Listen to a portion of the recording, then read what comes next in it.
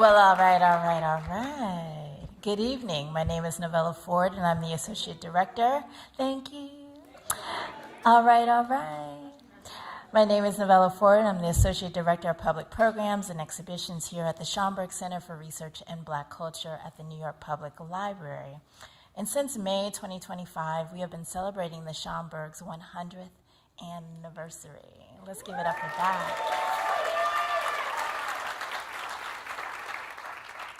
And just last week, we marked the second part of our 100th anniversary, which is in 1925, there was a new division that was named at the 135th Street Library. And then in 1926, Arturo Schomburg's collections came to the 135th Street Library, which then became the forerunner for the Schomburg Center.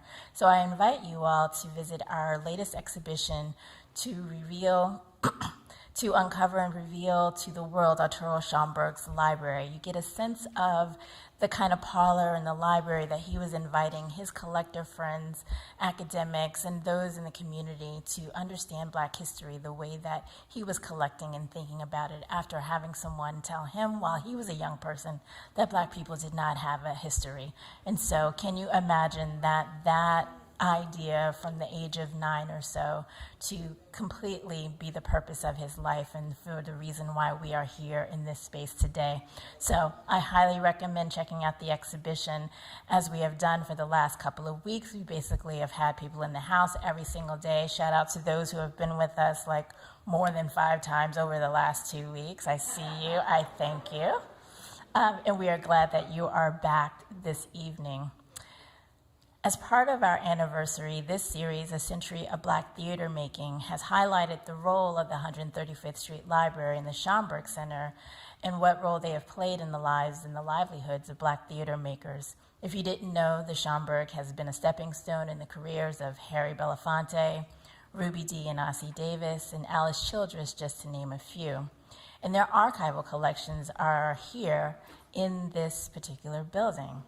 We have been on this journey to unearth some of the finest writing by Black playwrights within our collections through readings by uber-talented actors and directors who brought their work to life in our American Negro Theater and here on this stage in the Langston Hughes Auditorium. Special thanks to our theater collaborators, Classics, Witty King's New Federal Theater, Apollo. Yeah, go ahead and clap it up. The Apollo and the National Black Theater, who affirmed our commitment to communal storytelling, liberation, and representation. Special thanks also to the Schomburg staff members Khalila Bates and AJ Muhammad for organizing this series. Go ahead and clap it up for them. In organizing this series, they have been offering our audiences a living connection to the voices, stories, and styles that have shaped Black theater across generations. I'm also pleased to say that we continue to be a site of discovery for audiences interested in theater happening in New York City. I want to say thank you to our supporters of the Centennial. Leadership support for the Schomburg Center Centennial is provided by the Stavros Niarchos Foundation and Andreas C. Dracopoulos. Also, additional support is provided by the Carnegie Corporation of New York, the Ford Foundation, and the Fulgraf Foundation. We could not have done all the things that we have done this year and through the rest of part of this year, last year and part of this year without their support. So please give them a round of applause. Tonight, we turn over our stage to the National Black Theater, also known as NBT, an important institution in our cultural ecosystem, guided by the living legacy of Dr. Barbara Ann Tier, an award-winning performer, director, visionary entrepreneur, and champion of the Black arts movement. We can't wait for the grand opening of their cultural complex, one of the oldest theaters founded and consistently operated by a woman of color in the nation. At this time, I want to ask you to silence your cell phone. Also, no flash photography and no video recording. If you do not know how to silence your cell phone, this is a good time to be a good neighbor. Ask a neighbor, ask a friend. I know that there is an incredible set of six readings that will happen on this stage, and we will hear more about them by welcoming Jonathan McCrory, who's the Executive Artistic Director, whose light is not simply a spotlight on him, but a light that illuminates all that's in his sphere. Please welcome Jonathan.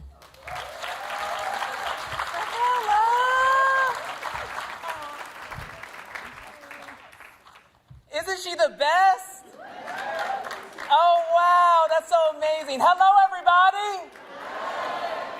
We are a full room of spirited people with light inside of us. So when I say hello, I just want you to think of all the love, joy, and possibility you want to have usher into your life in this moment, and let the art just take us to a little bit higher, okay? So hello, everybody. That is what I'm talking about. Welcome to Harlem. Welcome to the Schomburg. Welcome to National Black Theater's curated program called Hidden Figures Recentered. This program is about giving six legendary ancestors and legendary wisdom keepers, because one is still alive, the opportunity to be given a spotlight. And just think about all the hidden figures in your life. The women who have nurtured and helmed and given so much grace and love to you, that provided you a way to see what culture could look like, or what your possibilities could be, or what innovation actually was housed in. These are figures and women who gave us the blueprint. And tonight, through the wisdom and the courage and the creative juju of six, and actually seven, beautiful contemporary artists, their legacy will be given a second chance, a second look.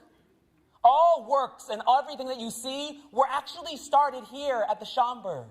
So what I just want to say is that National Black Theater has been doing this beautiful dance with the Schomburg for many a moon, where we do these micro commissions. And what I think of the context is really important. We ask artists to do a 10-minute micro commission, and they don't get a lot of time, they don't get a lot of moments to rehearse, but what they get is they get the wealth of the Schomburg, 100 years of research, 100 years of steadfast stewardship of our narratives and our culture, and said deep dive into them and find the gems in the ocean. And they found in those gems these six individuals and looked at their history and their legacy. And tonight, you get to witness that legacy being birthed in front of you. You are the first audience to hear these words. You are the first audience to lean forward in your seats and give these artists the opportunity to be witnessed by you, this beautiful community of gracious light. So I welcome you to tonight, and we'll see you on the other side of the journey.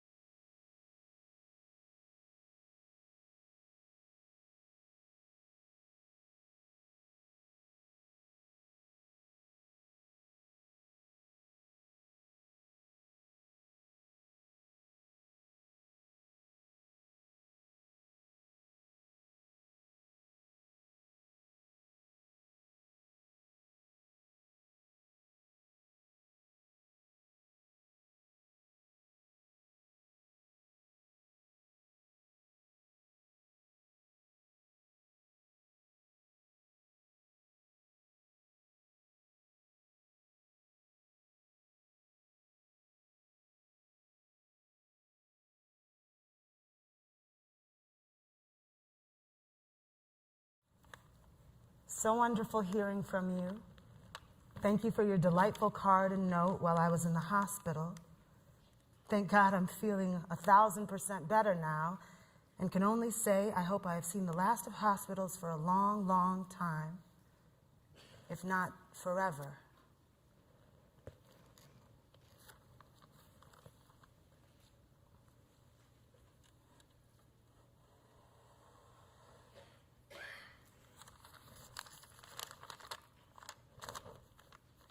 You're an angel to let me in on the beautiful news. Thanks so much. We're just too famous for the Village Vanguard anymore. We're just too famous for the Village Vanguard anymore. And then she writes, smiles. I'm trying to work out my second book. It's harder than the first.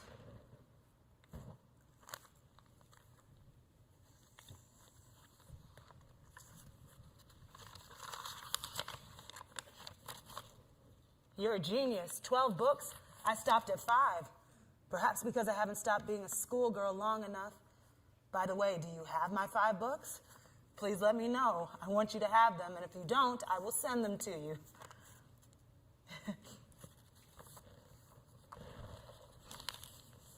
September 28th, 1952.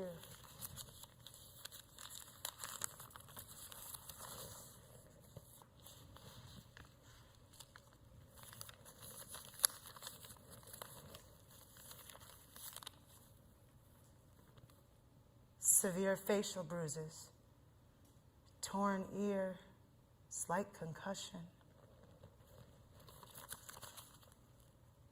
These were people who, if they took time to look in a mirror, would hate themselves. They are to be pitied. Leaving on Queen Mary, October 22nd, for Europe.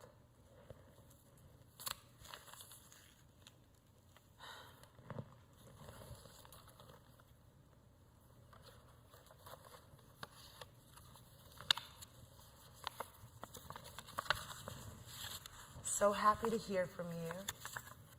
Just returned from London, and catching up takes a little time. Yes, my book will be published in the spring. It isn't strictly an autobiography, but I won't tell you too much about it now. I want you to read it and see all the little goodies it contains. It's been a ball writing it. Hard work, I must admit, but thoroughly a joy and pleasure.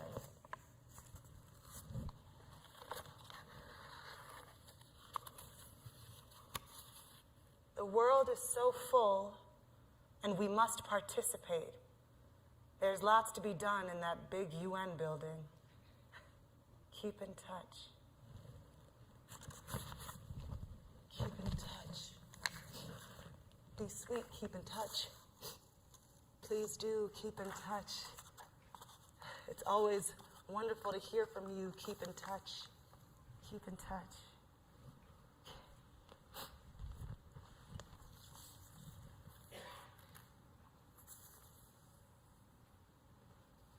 Are you lonely, dear God?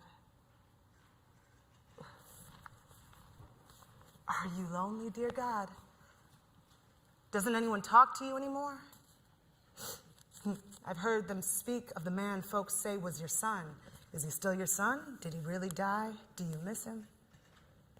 Has anyone sat to sup or pray or just visit you lately? Is your house a large one or a small one?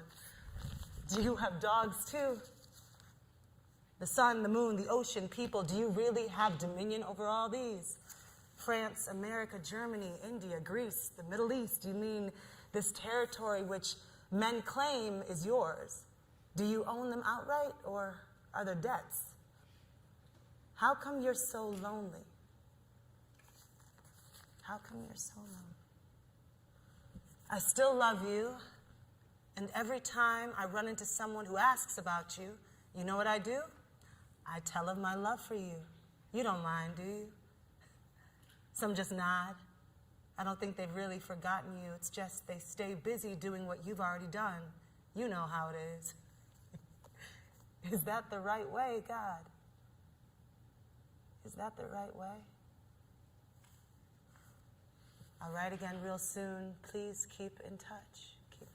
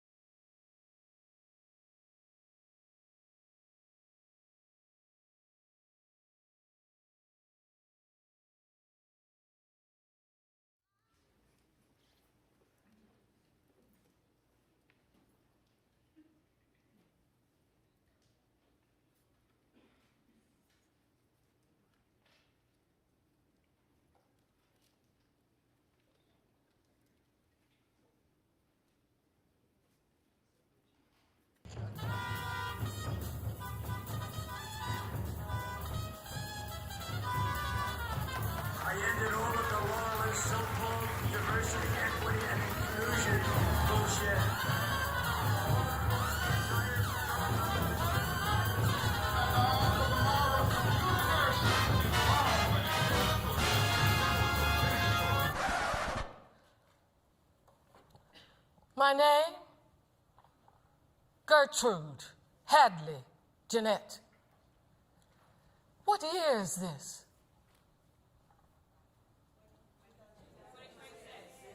Yes, 2026. It feels like yesterday. How did I get from cab driver to Broadway to...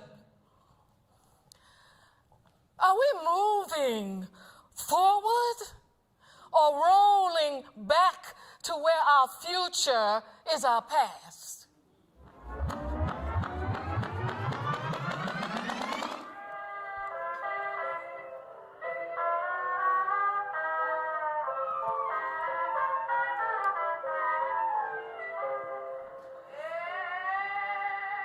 Urbana, Arkansas, where I was born, tongue-tied to the bottom of my mouth, so I talk like this, a shy one.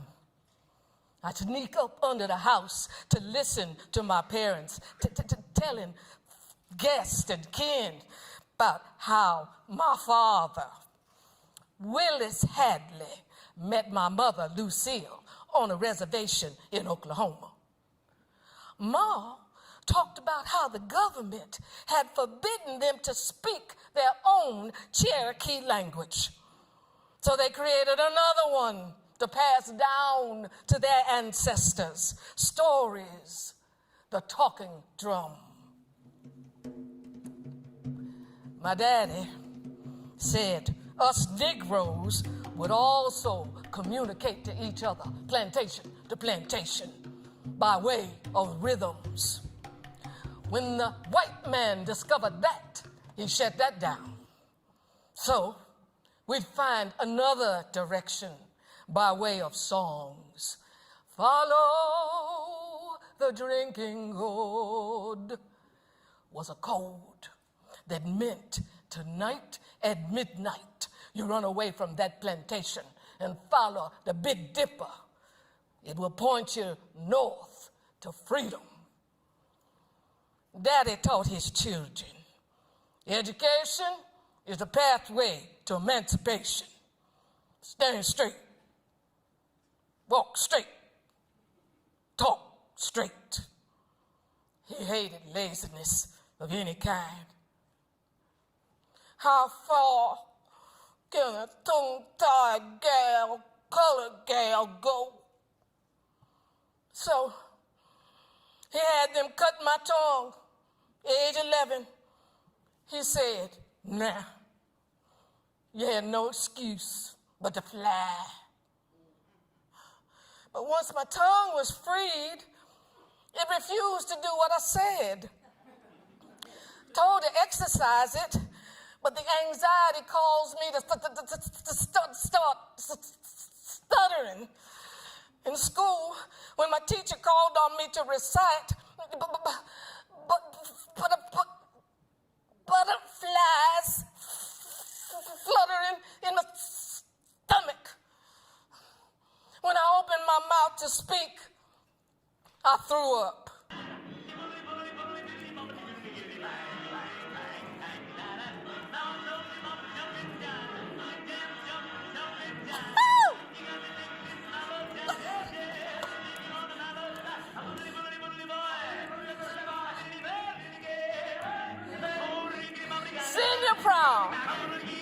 Senior prom night, 1934. Two of my brothers walked in with Joe, Jeannette, a prize fighter. They just met that day at his boxing exhibition. Next thing I know, Joe's pulling me onto the dance floor, Lindy hopping, swinging up, down, and all around.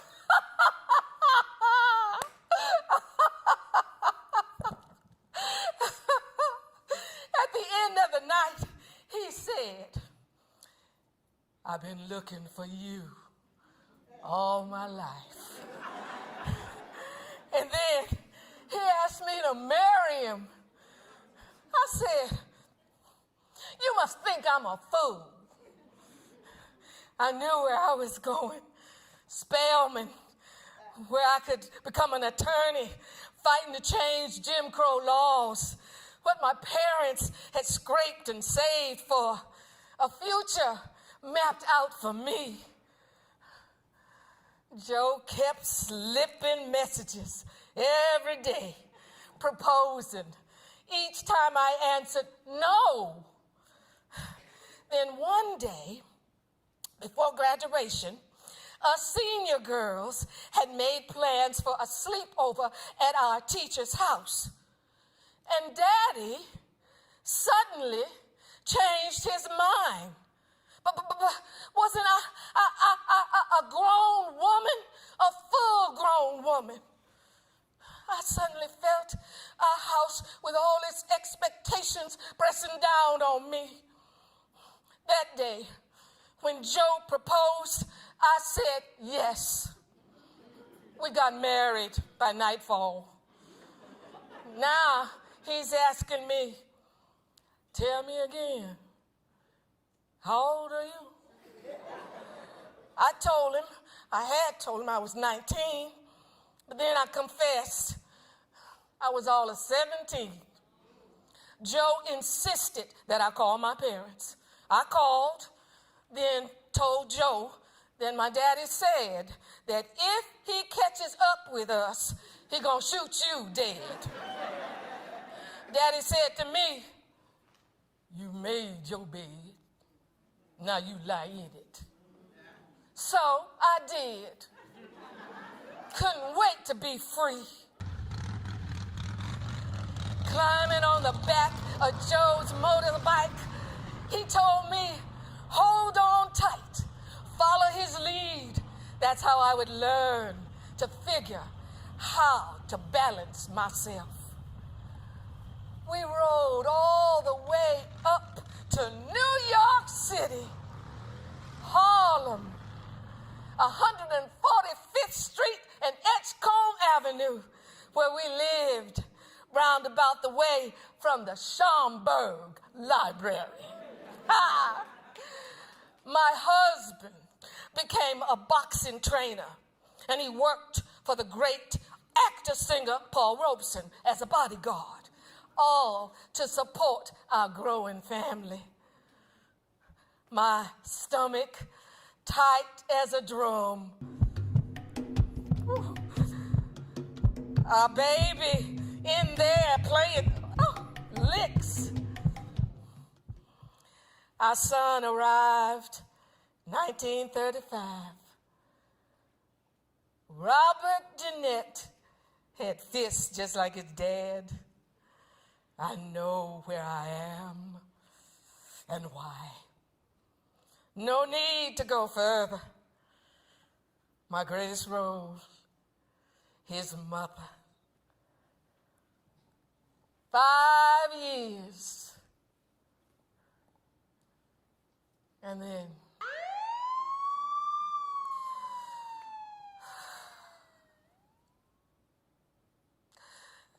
not even a sliver of a shadow to wrap my arms around. Gone. Can't tell up from down. My husband's pleas. Woman, get up. Go back to school. I'll pay.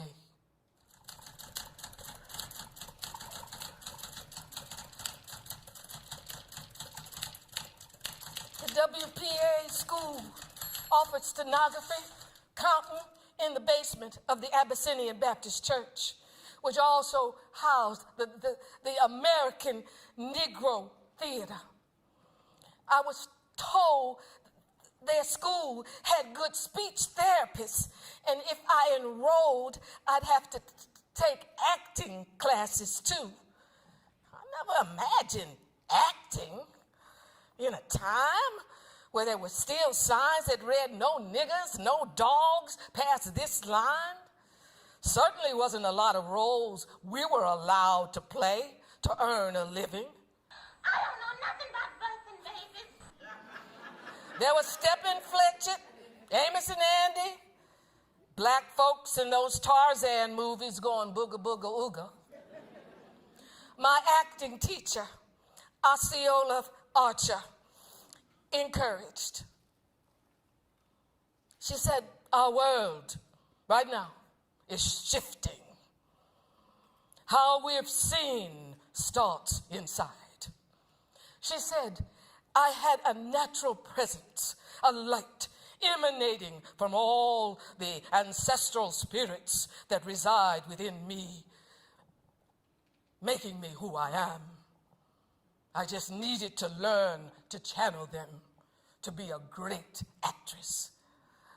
Couldn't see what she was talking about in my mirror, but I discovered once I memorized the lines, I wouldn't stutter, though my stomach would still flutter. Each day, I got braver, stepping outside the margin. Don't sit under the apple tree with anyone else but me. This is during the war years. Men were overseas fighting, and women invited to step into men's shoes to work in the manufacturing plants. Whew, oh Lord. When my husband saw my picture in the newspaper and read the announcement of what I had become, he looked horrified. My wife, the first woman on the streets of New York City, a licensed cab driver. I said, aren't you the one that taught me how to ride a motorcycle? To steer myself, whatever direction? My first fare, some other cabbie, he's cussing me out, trying to cut me off. So I rammed into his fender. Yeah, I got a citation, but I kept rolling on. That's how I paid off the tuition for acting school with my own money. I graduated, and I got second fiddle roles. My forte, the role of mother. I played maids, pushing the boundaries. My interpretations were subversive for the times. Played them like she was a Watusi war royalty, balancing a bowl of water on her head. Sometimes getting better reviews than some of the actors playing the leads. Then my name in lights up on Broadway. I was in James Baldwin's The Amen Corner when our director, Frank Severa, fought to get black designers accepted into the union. The critics got wind of what he had done and came after him. Some put their lives on the line, like our friend Paul Robeson, who spoke out loud and publicly on the inequities. Joe had to rescue Robeson from a rally because the Klan wanted to lynch him. Then the FBI blacklisted him, revoked his passport, so he couldn't work here or go anywhere. Silenced. The McCarthy hearings, where I could be viewed guilty by association. They wanted us to turn each other in, but I refused to open my mouth to betray a name. For a while, I sat there, staring at the closed doors.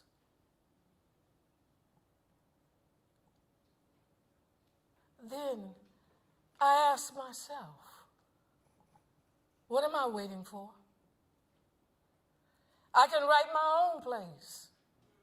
with characters nobody would be ashamed to play. Produced them myself. Cast myself where need be. Started writing books, screenplays. I opened my mouth and declared, I am free. So glad I survived those times and lived to see more and more and more black people playing doctors, lawyers, politicians on screen, on stage, in front and back of the houses, creating new routes for our history to escape.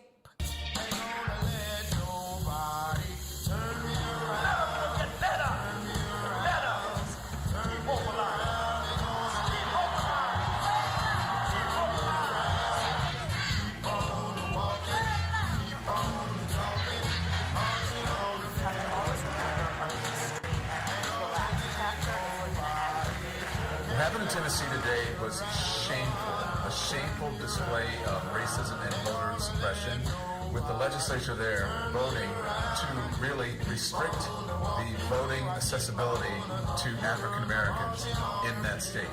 A state that has... Are we moving forward or rolling back? How did we get here where our future is our past? This is what I have to offer. This, my life, my map, where memories, history, I pray what I share with you today may act as a beacon, lifting your many journeys toward freedom. I found there is no one way. There's no final destination.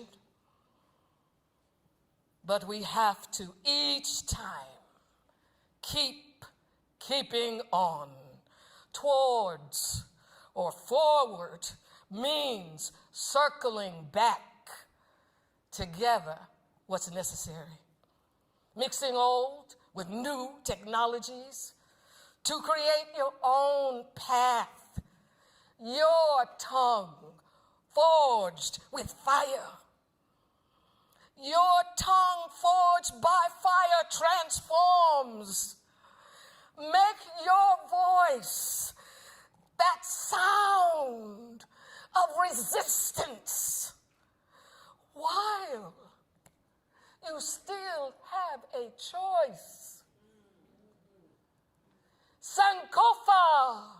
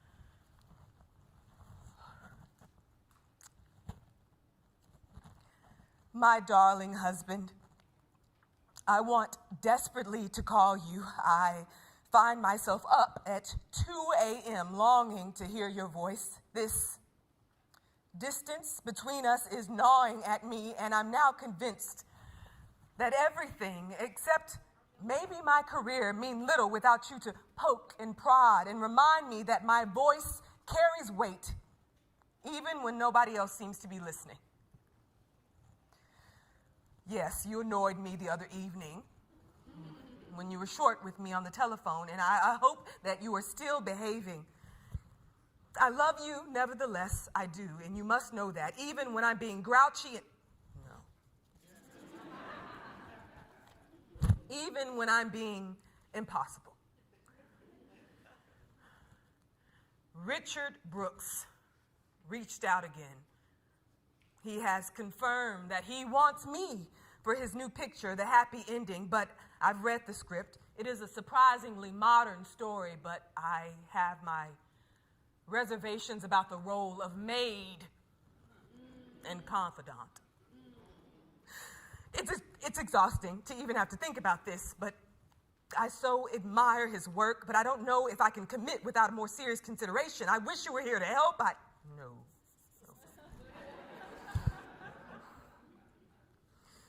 I don't know that I can commit without more serious consideration.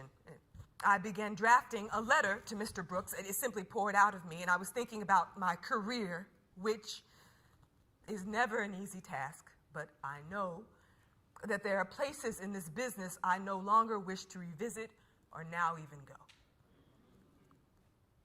Please read it, darling. Be honest, which I know isn't hard for you, but do tell me whether I'm being foolish or if indeed it is wise to send it along.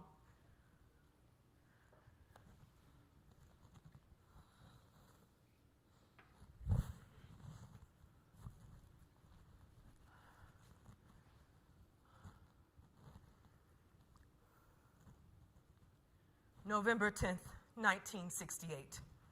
Dear Mr. Brooks, when I learned that you wanted to see me regarding a role in your next film, I was glad. To work with you, who have done so much of great value, is a most desirable prospect. I feel, however, that I must write concerning some reactions to the role and why I requested a further look before final commitment. When you mentioned the thought of casting the part of Agnes as an Italian, perhaps I fully understand why. Well, these days of such emphasis on Black image, Black responsibility, Black inclusion, Black opportunity, Black sensitivity makes us all, particularly good white people, and I mean that sincerely, weary, hopeful, questioning, and sometimes with the feeling, and sometimes with the feeling, and sometimes, why the hell do I bother? It's just too much. I don't need this. Forget it. I've been stumbling around on the fringes of this business art for over 20 years. And I really can't forgive myself for coming to you without any thought on the kind of role. So when you mentioned Agnes, the maid, the friend, the confidant, the manless, strong Black woman, my heart did sink a little. Yes, I know it already. It is like so much of my experience with novels, scripts, a brilliant novel, an exciting script, a great film, with one exception: the Black characters, situations too often are stock, prefabricated, old hat, uninvestigated, updated sometimes, sympathetic sometimes, but still born in a racist context. Incidentally, some Black writers are trapped there too. I was told it is almost the rule that actors working with you seldom read a script before agreeing to work. I can fully appreciate this were I Gene Simmons, Gina Rowlands, sure, sight unseen, of vital inclusion in the story to whatever degree I too could enjoy such trust. But the times, obligations to myself as a Black actress, and yes, my responsibility to the Black community, which I am committed, will not permit me to do especially a servant without careful, hopeful investigation. I must ask if this is a role, once again, where the main value of the Black character is the extent to which he is meaningful, helpful, of value to the white group only, where he lives in isolation from his own with the implication that his own is not important. Who cares about Black folks and how they relate to each other outside of the comforting stereotypes or of the titillating differences? Is there in the story another foot on the Black male neck? I'm sure he's been really buried under all kinds of heels: legal, silent agreement, economic, social, and, except for music, cultural. I confess that in part this letter follows hard on having just read a most degrading script about a Black man, written by a Black playwright who has succumbed to the belief propagated by 300 years in his own worthlessness. Doubtless there is truth in the negatives, some, but when the scales are so heavy on that side, one has to overcompensate to begin to balance. The need is desperate. So these are basic questions, considerations to which I'm compelled. I want very much to do a well-drawn role, spawned an updated reality, villain, angel, queen servant.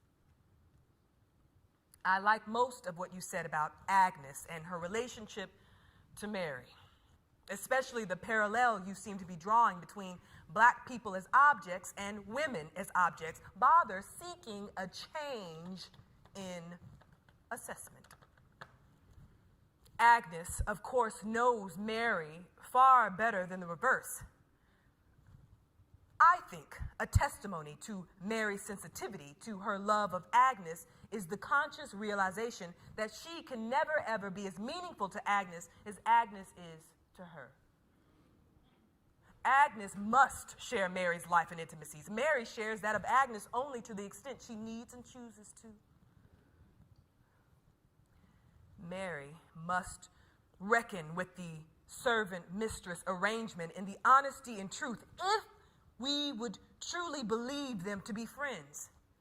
The more perhaps Mary realizes the difficulties inherent in servant-mistress arrangement and seeks the friendship despite it, the more we believe she values Agnes. I believe servants can care for and even love those they attend, but friendship implies an economic and social equality that subservience precludes. My friends don't work for me for pay. Mary has the faculty to know the difference, still needing the friend in Agnes. Agnes knows Mary is no bullshitter, likes her, trusts and feels she is needed, wants to please, and relates more significantly than that nice lady I work for. I believe Agnes knows that were she in trouble, were she in need, Mary would not fail her. And both of them must know, however, face the fact, subconscious, unspoken even, that Mary does not wash Agnes's dirty drawers.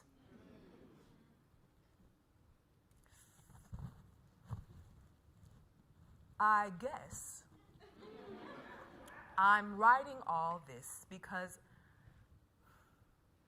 I know that being included is not enough. I'd lie to say I'd be grateful. I'm sure you want no part in that anyhow. I'd really like to work with you. I think this letter boils down to a prolonged apology for asking to read your script because conditions find me, after all these years, short on trust.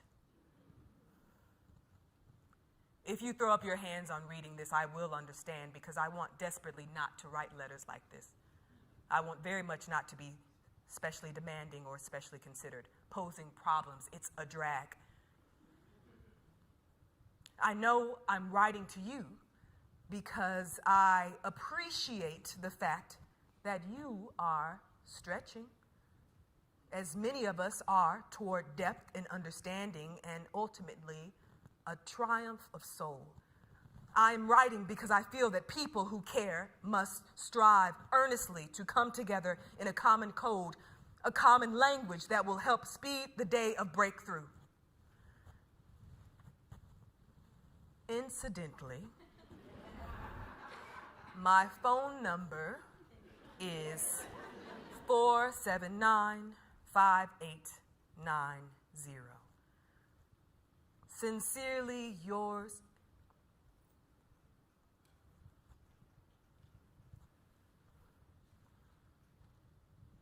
Should I sign off sincerely or something more pointed?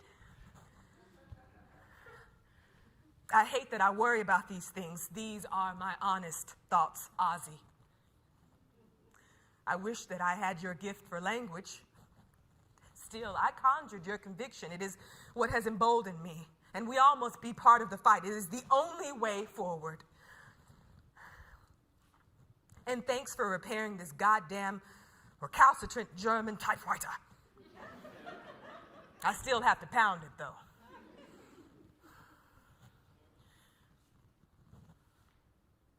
I love you with all my heart, truly. Ruby.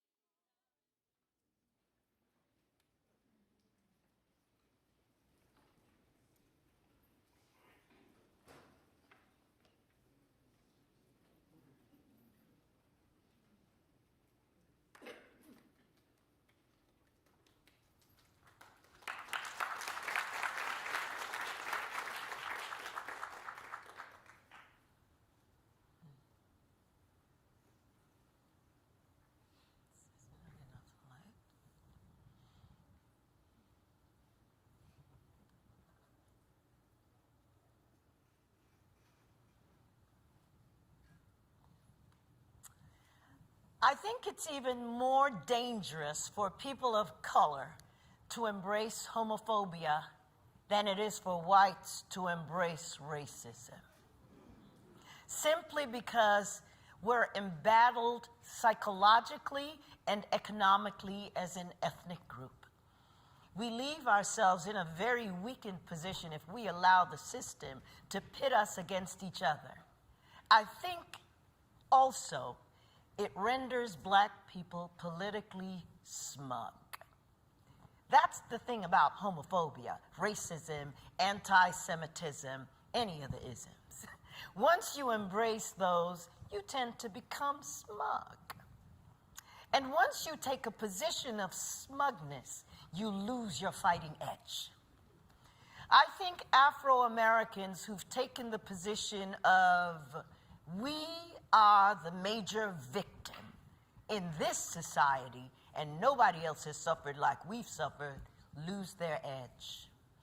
They don't have the perspective that will allow us to fight through all the issues.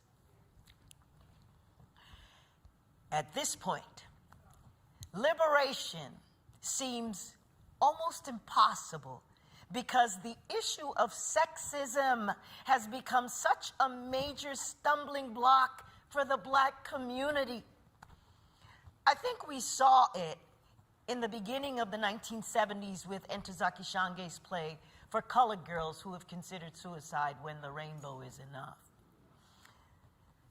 That play really prompted Black women to embrace the idea of independent thinking, to begin looking to each other for sustenance, and to start appreciating and celebrating each other in ways that we've always done naturally.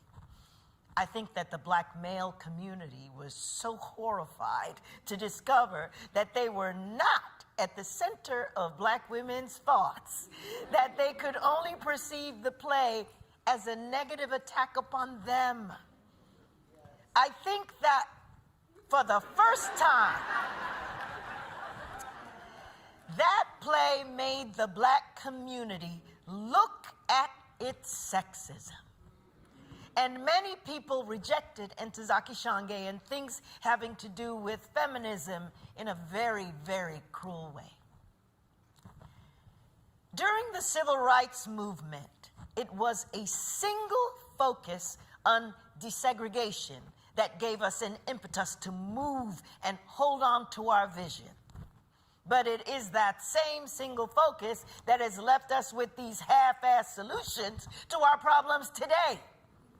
I mean, a movement toward the middle class is not a solution in the Black community. And I think it's just pathetic that the narrowness of vision in the African American community has left us with that. Therefore, it is not surprising that homophobia is part of the fallout. Nor should people be surprised about the anti-Semitism in the Black community. It's been said that people to whom evil has been done will do evil in return. I was thinking that if one embraces the principles of liberation, gay liberation, and feminism, then you have to assault the sexual stereotype that young Black girls have been forced to live out in the African American community. The stereotype that mandates that you develop into the well-groomed girl who pursues a profession and a husband, or the snappy baby machine. You tend to go one way or the other. You're either fast or you're well-groomed. I think that for so many Black women, the idea of finding their place in society has been defined by having a man or a baby. So if you begin to espouse a proud lesbian growth, you find yourself going against the grain. That makes embracing your lesbianism doubly frightening because you have to then discard the mythology that's been developed around what it means to be a young Black woman. I think the interconnection of racism and sexism has been so profound that we don't even know how the homophobia is going to be difficult for us as Black women. I've just recently begun to separate them out. I didn't really come out during the women's movement. For me, my sexuality did not have a political context until later. I always had a sexual identity that I tried to sift out, but I was most concerned about how I was going to fit it in with being a black Catholic, which was very difficult. Once I realized that one of them had to go, sexuality or Catholicism, it took me about 5-10 minutes to drop Catholicism.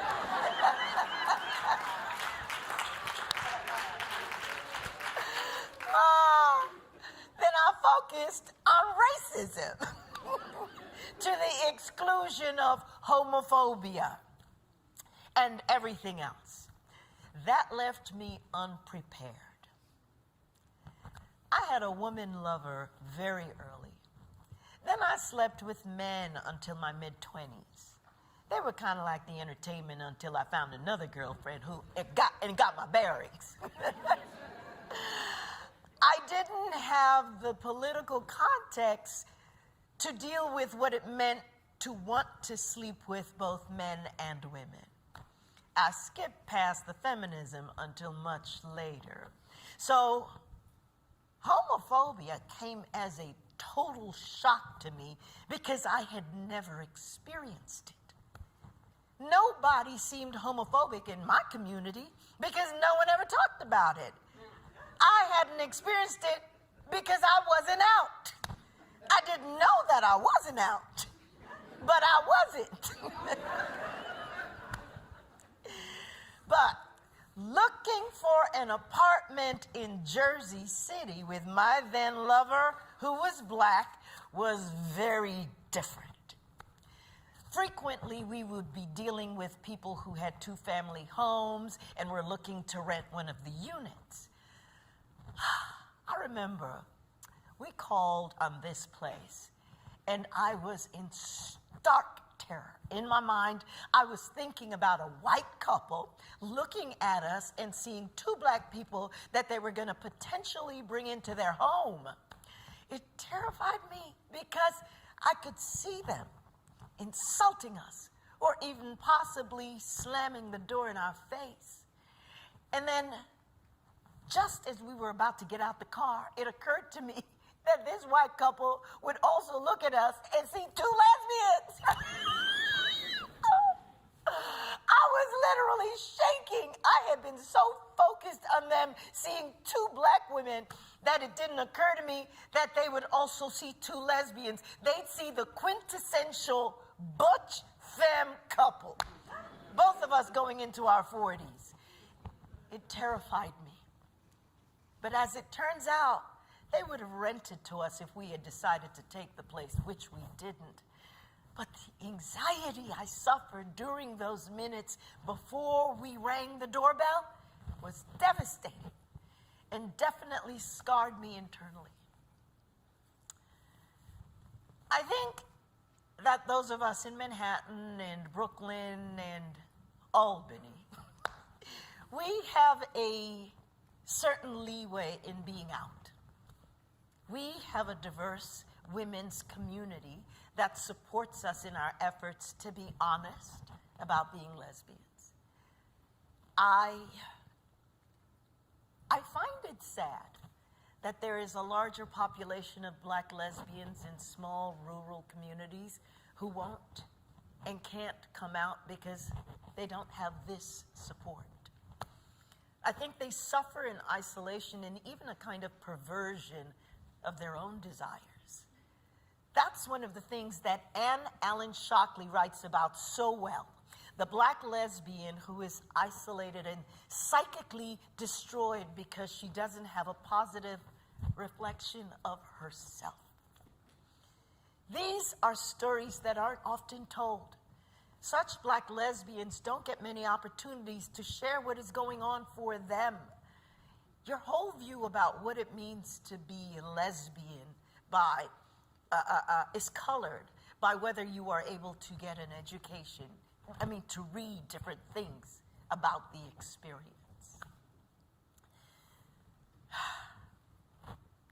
I think it's telling that Spike Lee, the most popular black filmmaker in the country today, includes the rape of a black woman in his film.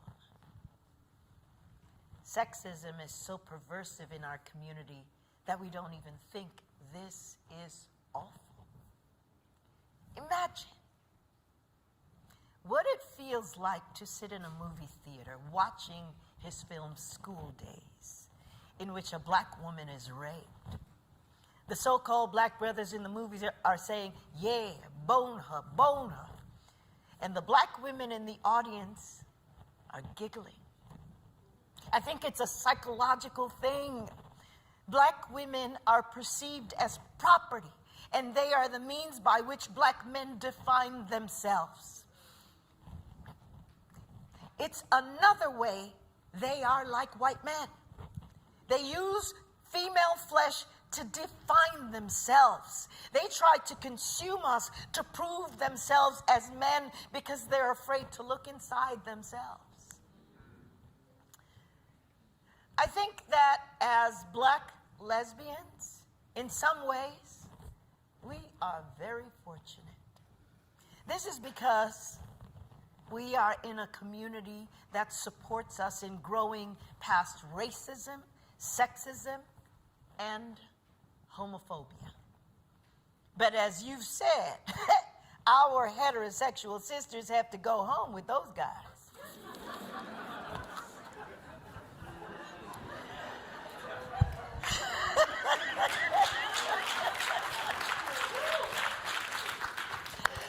Can you believe that we've had this whole discussion without mentioning the color purple?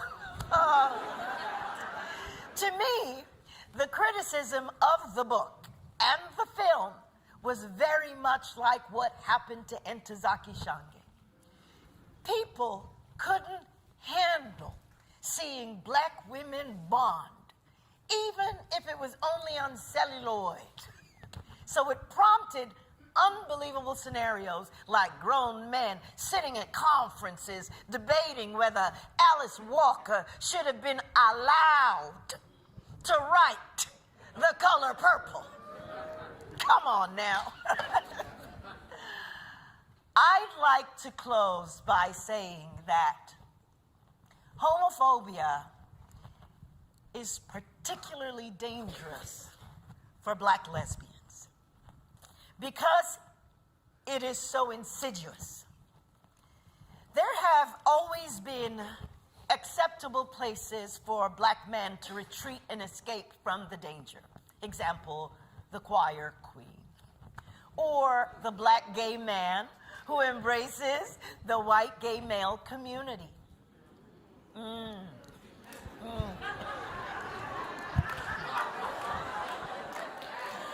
I get an amen? But as black gay women, we haven't been interested in removing ourselves from our families or our communities because we understand the importance of that connection. The insidiousness of the homophobia lies in the fact that we've been forced to find ways to balance our contact with the community with our need to continue to grow as black lesbians. We straddle the fence that says we cannot be the uplifters of the race and lesbians at the same time. That's what makes it so dangerous to our emotional health as black lesbians. But you know, I think that our ability to see the need to keep the family intact is what is going to be our savior and help preserve the black community. As lesbians, we have so much to teach the black community about survival.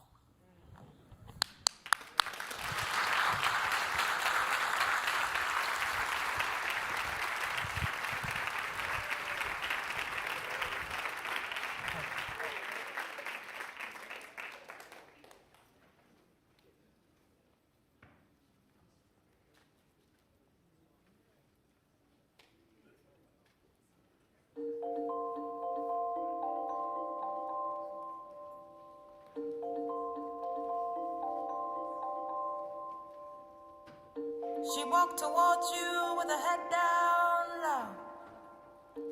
She wondered if there's a way out of the blue. Who's gonna take her home this time? She knew that this time wouldn't be the last time.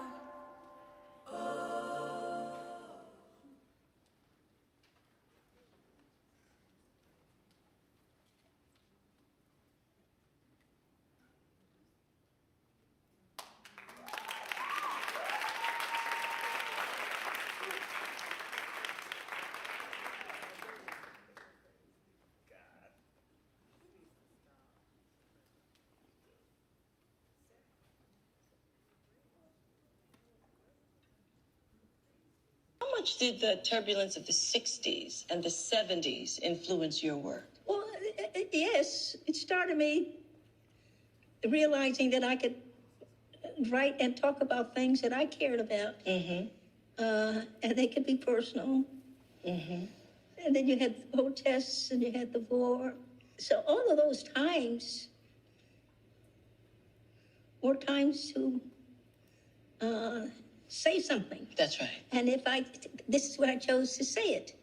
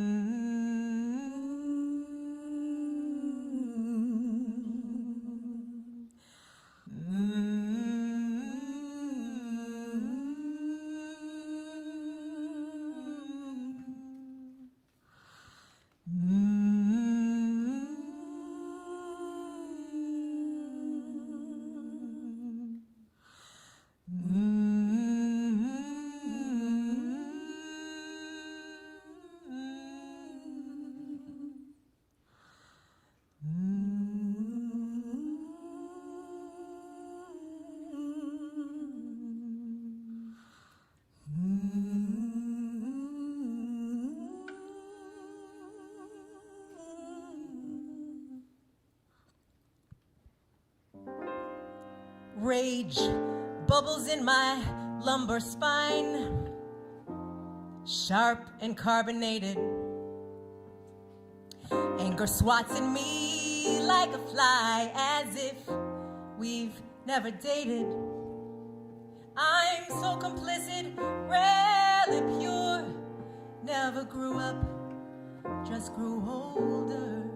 So little time to find the cure, carrying the world on my shoulder. Hey, Mickey, you're singing through me, balancing my acid with your alkaline. I can feel the music of truth. We weave our songs to hold ourselves, sing them your line. Got no time for hating, no time. The river rolls, and so does time. Loving comes easy once it starts, but hating just takes too much heart. The river's rolling, and there's so little time, so little time.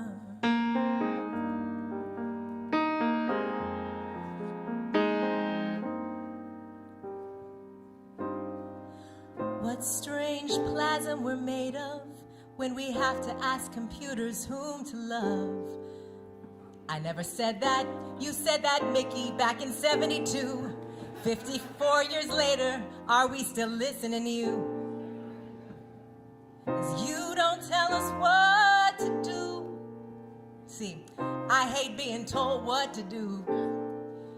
Running out of answers, but never out of love. Got so much it hurts, it's all I'm made of. Hey, Mickey, keep singing through me. Balancing my acid with your alkaline. I can feel the music of truth. We weave our songs to hold our people, sing them your line. Got no time for hating, no time. The river rolls, and so does time. Loving comes easy once you start, but hating takes too much of the heart. The rivers are rolling, and there's so little time, ooh, so little time.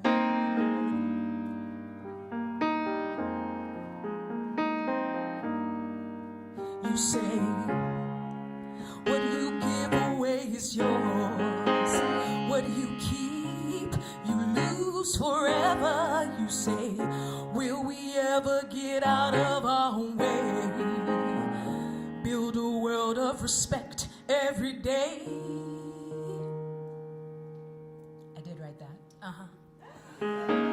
So little time for touching hands. So little time for taking stands. Plenty of light still in the cup. So little time to drink it up. No one did what you did till you did what you did. Hey, Mickey. Hey, Mickey. Nobody did what you did till you did what you did. Oh, oh, Mickey. I turn off my phone, but I can't keep the world from turning. And I'm burning with the rhythm of life. Sing every morning, heart pounds out my yearning. Birds chirping with the rhythm of life. See, they trying to test me, they ain't gonna best me, 'cause I'm living in the rhythm of life. I'm living in the rhythm of life. I'm living in the rhythm of life. Oh, living in the rhythm of life. In the rhythm of life.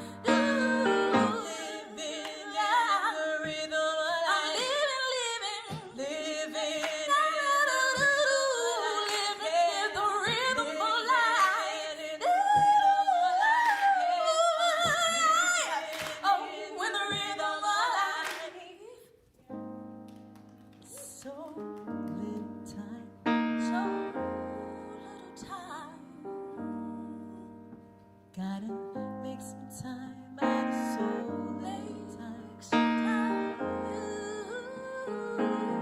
Gotta find time to live and live. Oh, living in the rhythm of life. Oh, Mickey, yeah.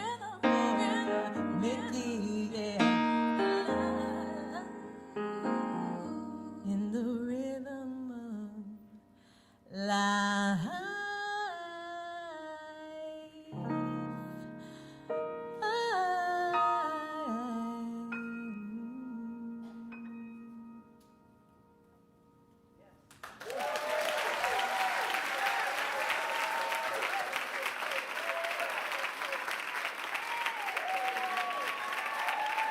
The whole thing we did tonight was we're living in the rhythm of life, living in the rhythm of life, hey, living in the rhythm of life, living in the rhythm of life, hey, living in the rhythm of life, in the rhythm of life, living in the rhythm of life. Living in the rhythm, ooh,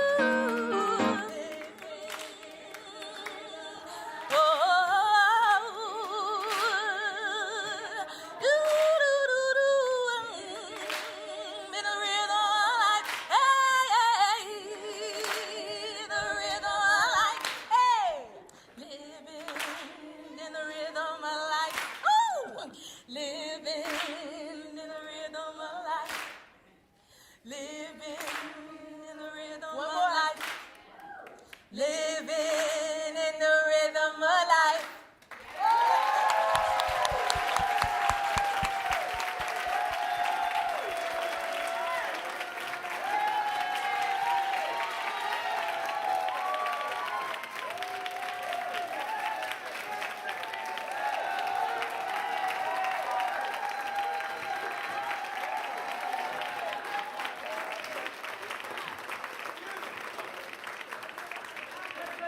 Let's give it up, let's give it up!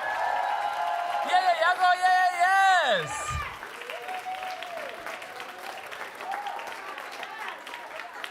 Want to give a shout out to our commission artists who are in the audience right now. Lynn Nottage, Regina Taylor, Zenobia Bailey made this beautiful commission piece of art. Yes. And I want to bring up Sade Lipka, who's going to have us do a panel discussion post. So please, the evening has not ended; it's just begun. Really want to give gratitude. Yes, Sade. What? Yeah, we're taking a photograph now. Okay, can you please come? Zenobia, can you please come? Regina, can you please come? Amani, our director, can you please come?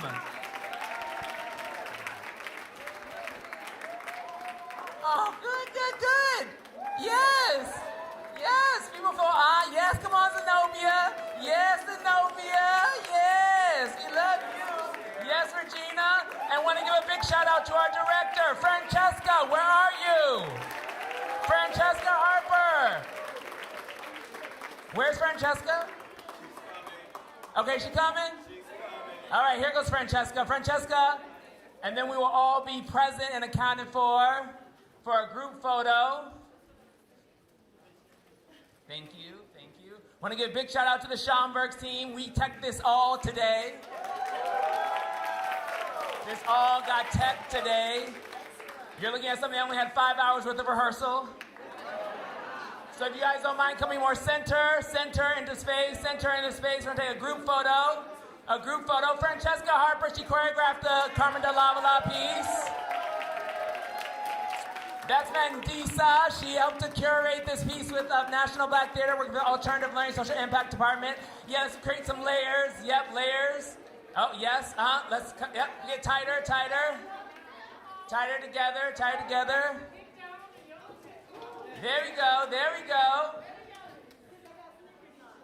Yeah, there we go.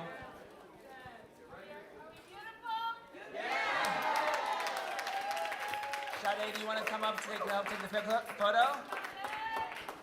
Come on, Sade, let's get in this.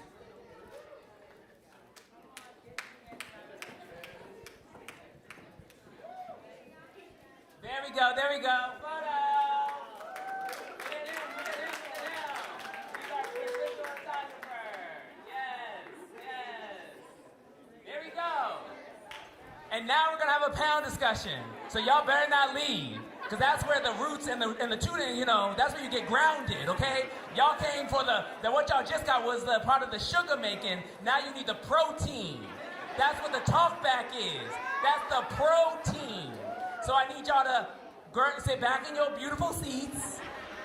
Find a good place to actually get ready to be fed from a different vibration, as Sade Lithcott will be moderating a conversation with Zenobia Bailey and many of the other commissioned artists. I want to thank this beautiful group of artistic collaborators. Let's give them another round of applause. Yes. And without further ado, I give the baton off to our CEO of the National Black Theater, Sade Lithcott.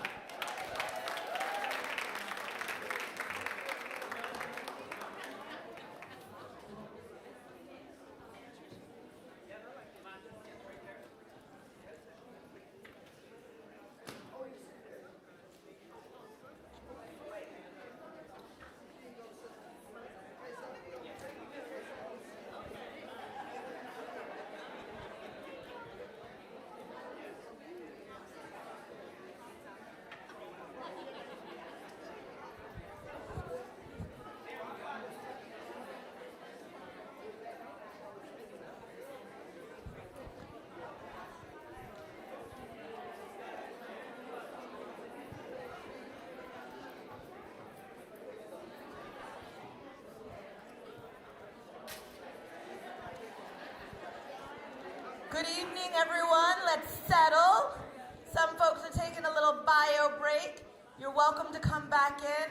But if you know anything about National Black Theater, we build community, and you can't build community without creating caring space to digest the incredible work. Can we give it up one more time for all of these incredible commissioned artists?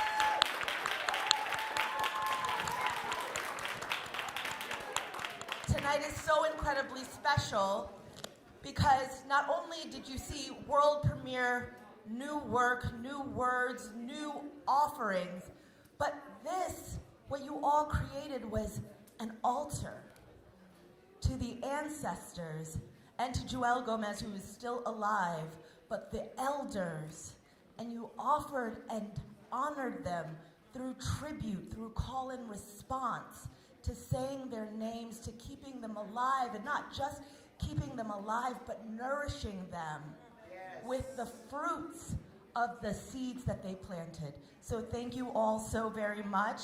My name is Sade Lithcott. I'm the CEO of Dr. Barbara Ann Teer's National Black Theater. I want to do a little bit of housekeeping, because the women that are on the stage, I could talk about their bios for 30 minutes, and we only got 20 minutes for the panel.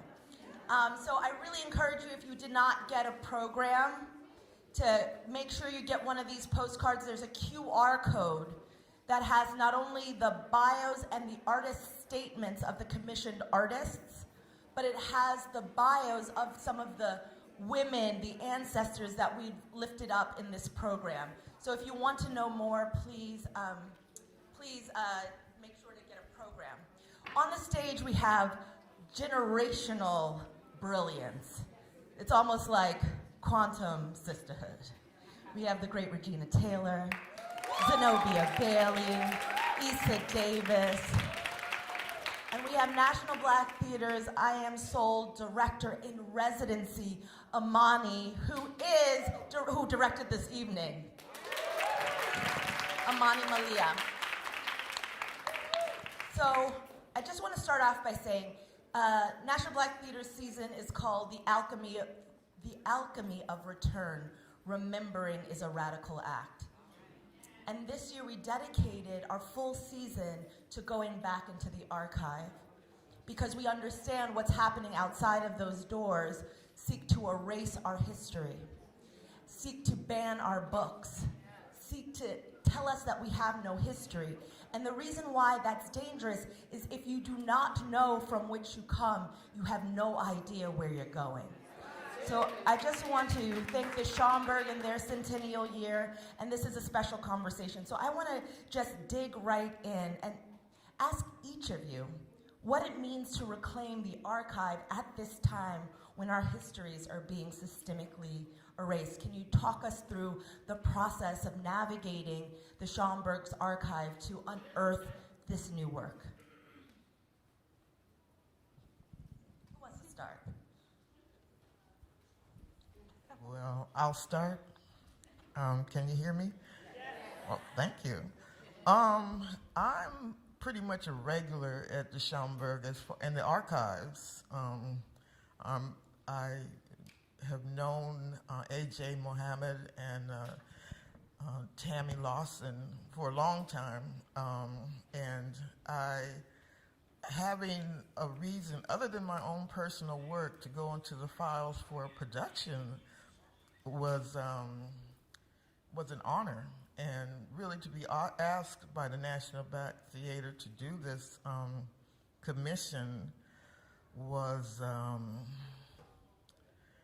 I don't know how to say beyond an honor, because it, and then too, with the archives being in such a fragile state right now, we don't really, this is public, and we don't know what's going to happen to it. So now being in there, putting it out, putting it in people's experience is really a valuable experience to me.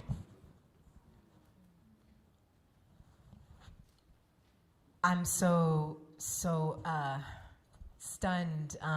that we have the the depth of archive that we have here at the Schomburg.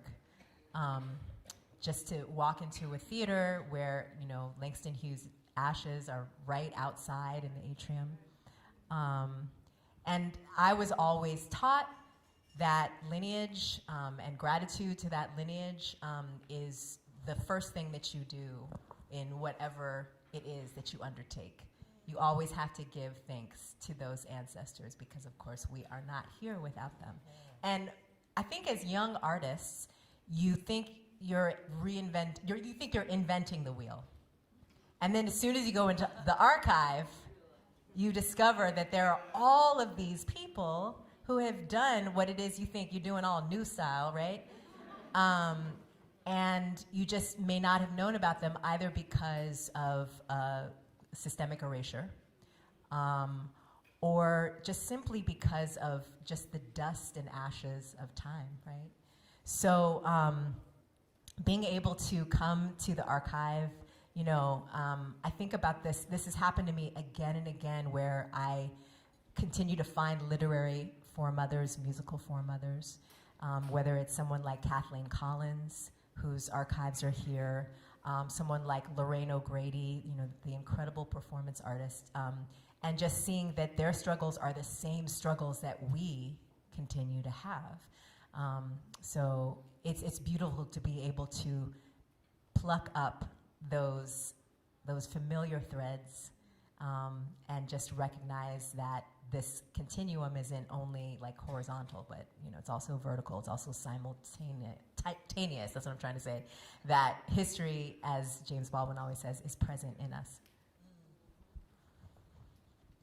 Regina? Yes, this has been such a great honor. I just was so moved by this evening and the reclaiming of these voices to move forward, and it is Sankofa. It is, what do we need to go back, circle back around to find, retrieve, that we need to mix we always have to have that intergenerational conversation to move forward, whichever way. Yeah, because it is circular.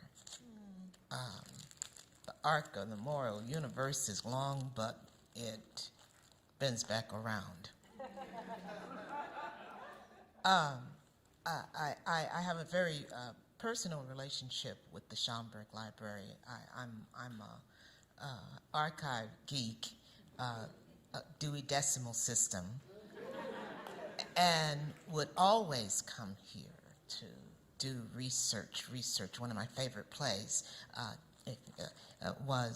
is Levallade, about female jazz musicians, that started off of my going with a friend of mine to the Novotel Hotel Lounge to hear her great aunt play the piano. And afterwards, she started talking to us about, she was in her 80s back in the day, talking about all these female jazz musicians, and I thought I knew about jazz, and she was telling me about all of these females. I was writing the names down on a napkin. The next morning, I came to the Schomburg Library and started looking them up. Some people, Dewey Decimal, some people I could find, their names were you know, bookmarks, footnotes. Others you couldn't find at all, erased. Others, they had some records you could listen to. But I kept thinking about all the folks who had lost without a sound left to hold on to. So I started writing this play called Levallade off of my visit here. Woo.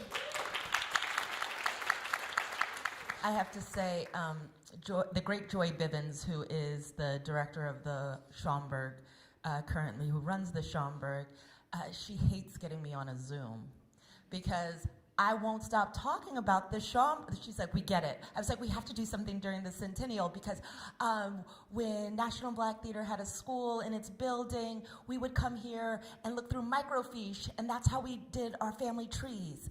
Like, I can't explain to you what a treasure it is to have this in our own communities. It is not just these hidden figures, celebrities, from the James Baldwin to the Malcolm X's, but it is each of us there is something in this archive hidden for each of us. I learned about my family tree through the microfiche at the Schomburg. I also have to say the power of archive to spark the curiosity. To your point, Isa, you know, we had the great fortune a few years ago for Beyonce on her Renaissance album. It was the strangest phone call in the world, from the Smithsonian. She found a piece of my mother's archive, Dr. Barbara Antier, and she fell in love with it. And if you know the song Alien Superstar, at the end, we walk a certain way, we talk a certain way. That's Dr. Barbara Antier from the archives. So really, this is about birthing something new in a way in which we understand Sankofa. I want to go into each of the commissions more specifically, and then I'm going to bring you in, my love, to talk about what it's like to direct these queens. So I want to start with you, Zenobia, because your piece, which is featured in the back, was less explored during the evening, but it is so rich. And you, as an incredible artist, as you've said, always reference history and textile and culture. So can you talk us through this inspiration from Aaron Douglas's work and this, well, I'll let you, in your own words, talk about what we are looking at. Well, first I'd like to say I got my first introduction to theater was through your mother, but it wasn't in New York. It was on television in Seattle, Washington, on Alex Hazley's Soul. Yeah. And when I saw her on the whole production, the whole group on television, that's when I said, I got to be with this one. Not, to, you know, because I'm not an actor or anything. I did costumes, but I wanted her energy. Mm-hmm. So to say that in relation with this piece, I was trying to incorporate this stage setting and using Aaron Douglas's, one of his paintings, which he's one of my favorite artists, because he has this futuristic element in his paintings from the Harlem Renaissance. He was a Harlem Renaissance painter. But he's pretty much the only artist that I know back then that was very futuristic and maintained his African aesthetic with incorporated in his work. And I liked how he was conducting this. It seemed like the whole painting, but in praise of these women, you know. And I wanted them to be, you know, they all had their mystical element to them. So I wanted to incorporate a mystical aesthetic into it and not make it too far away from everyday life, because your mother was like that. She was very mystical and present and artist, and I was just kind of like trying to incorporate that, but make it not seem like Hollywood. Right. You know? Right. There's an Afrofuturistic tilt to the way they're projected almost into the universe so that they're in the future. But can you talk about the names that you chose to insert into on top of Aaron Douglas's mural? Faith Ringgold, Vinette Carroll, Augusta Savage, Elizabeth Catlett, Sonia Sanchez, Alma Thomas, Lois Milo Jones. About going into the files for them? Or just the importance of layering them and making sure they were included in what is an iconic mural by a male artist, but to say these women's names. Yeah, well, I feel like I'm very privileged because I studied with and worked with a lot of. Faith Ringgold was somebody that I kind of like interned with. She was a mentor of mine, Ruby D, and a friend of mine did her costumes, and I would, you know, go by her studio and when, you know, she was working on, but it's Vinette Carroll. I was just given these names to incorporate, and I really kind of got lost in the ocean of them, you know, so. But it illuminates, again, you know, Aaron Douglas is iconic, and some of these women may be icons to us, but, you know, by putting their names and layering them on top, they give us an opportunity to rediscover them. I want to move to Issa. Hey, Mickey, what a gorgeous, gorgeous, gorgeous song. I want to say Mickey Grant made history as one of the first Black women nominated in 3 different Tony categories. History maker. Can you tell us about composing Hey Mickey and the call and response between her archival work and your original score? Well, I actually didn't realize that she was the first person to be on Broadway who had written and composed and starred in her own show. Wow. Person, period. And then she also was the first, I'm not sure if it's Black woman or woman composer to receive a Grammy for a cast album for Don't Bother Me, I Can't Cope. Which, you know, I always heard this title. I never got to see it because I don't think I could really walk when this came out. But it's, you know, I feel so connected to her, and I'm so glad that you gave me this opportunity because, you know, here's someone who was also the first Black person to be a contract player on a soap opera. She was on Another World and Guiding Light for maybe something like 7 years. And meanwhile, you know, there's someone that is being beamed into all of these kitchens, you know, with like all these white folks like, oh my God, she's so beautiful. She looks just like my help, you know, and yet she's a star now that I want to be, right? Like the way that changes the neurology. But she has this entire ability to play all of these instruments. You know, she started playing instruments growing up as a young child in Chicago, and you wouldn't know that, you know, if you're just watching the soap. And then, of course, she, with Vinette Carroll, created this piece that, you know, was a huge hit on Broadway in 1972. So that was the first thing, right? Was just do the research. Also looking at her reviews was also very interesting, you know, just to sort of see, again, you know, many of the white perspectives on her work that were just like, this is a toe-tapping, fun, you know, jazzy thing, and it's so Black, and, you know, so those reviews were fun to read.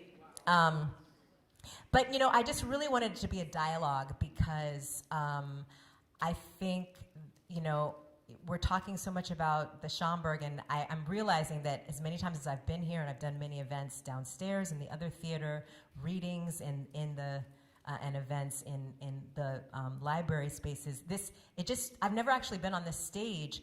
It feels like such a home. I also have family archives here. My Aunt Angela Davis has, there's tons of her work in the archive, tons of, you know, pieces. And the thing is that I realized that so much of my life has been, you know, just like this looking up to. And I think this is sort of a time to be like, no, let's actually talk, you know, one-on-one. Eye to eye. And so that's what I wanted to do in that song, So Little Time, is something from Don't Bother Me, I Can't Cope. And I just wanted to be able to hear her sing those words again and recognize how pertinent they are for us right now. And that sentiment, you know, I got no time for hating, right? Loving is easy once you start. And how that is just this way that it allows us to repair in a time, as you said in your piece, is, you know, where our future can look like our past. So I just really was interested in bringing her voice to life and also recognizing the ways in which I just am mirrored with her voice. Wanted to have Stacy, whom I worked with in Lynn Nottage's Secret Life of Bees. That's how we first got to meet, was in that musical. And yeah, just really, it took, I feel like I wrote like a whole notepad. I don't know if this happened for you. I don't know how you write, Regina, even though I got to work with you just a little bit in like a workshop. Wonderful time. But I just wrote like a whole legal pad just full of things that I've just been thinking, and then just kept on editing it, winnowing it down, changing it, and just, you know, some folks that I'm working with who are up in the back know that I was like, I still ain't got this written, dang, you know, because I just kept trying to find what is the way to really, really mirror. And I feel like that was something that we got to step into tonight, was a sense of the warmth and the embrace that we all need from, again, our ancestors and our just internal sense, our internal compass of what we know is right and what it is that we need to hold on to right now while the world is whipping, breaking its own axis. Literally, the axis of our earth is being shifted by climate change. I mean, that's what's up. So it was beautiful to be able to step into her voice and to talk with her. Regina, yeah, give it up. Regina, the great Gertrude Jeannette. Yes. She lived a life. Yes, she did. And you captured it. When Miss Jeannette passed, she was 104 years old. Yeah, talk about a life. And and you captured so much of it so beautifully in your commission. Can you talk about the process of unearthing the Sankofa that is Miss Gertrude Jeannette? Yes, and beautifully embodied by Miss Liz. Yes. Give it up for Elizabeth Van Dyke the Great. I have to say I didn't know much about her. I'm not from New York, and even though she is world renowned, I then started fresh eyes, and what kept astonishing me was how she found a way. Each and every time she found a way. If there was no way, she made a way. And so I started thinking, beginning with when she was first born, and with tongue-tied, and literally tongue-tied to the bottom of her mouth, that had to be cut, and then started stuttering because it was unleashed and didn't know which way to go. That really informed me about this woman and this voice that she developed over these years, how to use her tongue, how to use that language, how to use her voice to affect, and that was always embedded in her as a child with her father especially, how to use that voice to affect a change in this world. That was like instilled early on. How do I do that? She just needed to find a direction, and she found many directions to do just that. Beautiful. So for my last question, I'm going to send it over to our director in residence, Imani. Wow, what was it like? You know, there's this African proverb that Dr. Teer used to always say, if you know the beginning well, the end will not trouble you.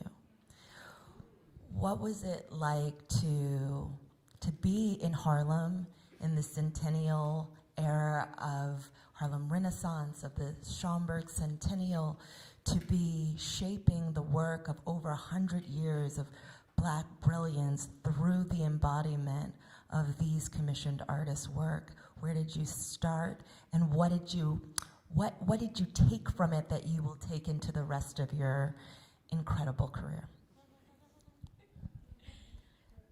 This has been such an incredible experience to work with all these incredible artists who have their own legacies, and I'm excited to be digging into their archives very, very soon, and to see people who have for the most part, are like ideas or concepts to me.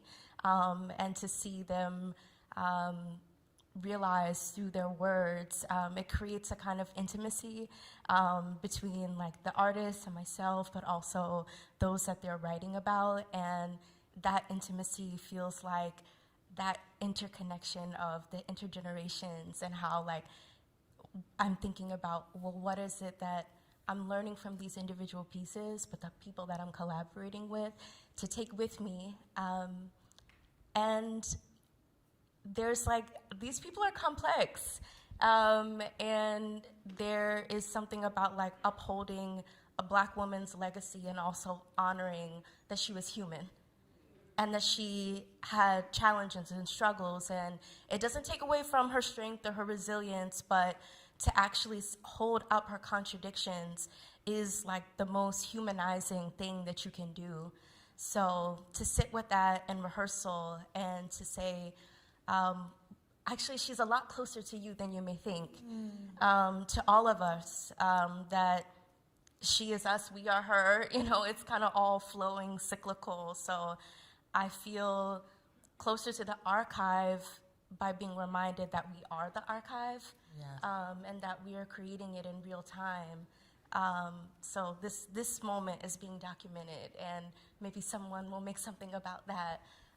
So it feels like a real privilege to be in conversation with the past and the present, and being very optimistic and joyful about the possibility of the future. Ashe. Thank you, everybody, for joining us today. Thank you to National Black Theater's Alternative Learning Social Impact Department who brought you this, and for the Schomburg Center for Research. Please dig into the archive. Thank you, ladies, so very much. Thank you for coming out tonight. Oh, just want to celebrate our producer in resident, Kyra Davis. This is her graduating project with the National Black Theater. It's the last project she gets to work on, so just want to give her a public celebration, celebrate you. Thank you so much for everything, and we appreciate you, we love you, and here's to the future. Yes.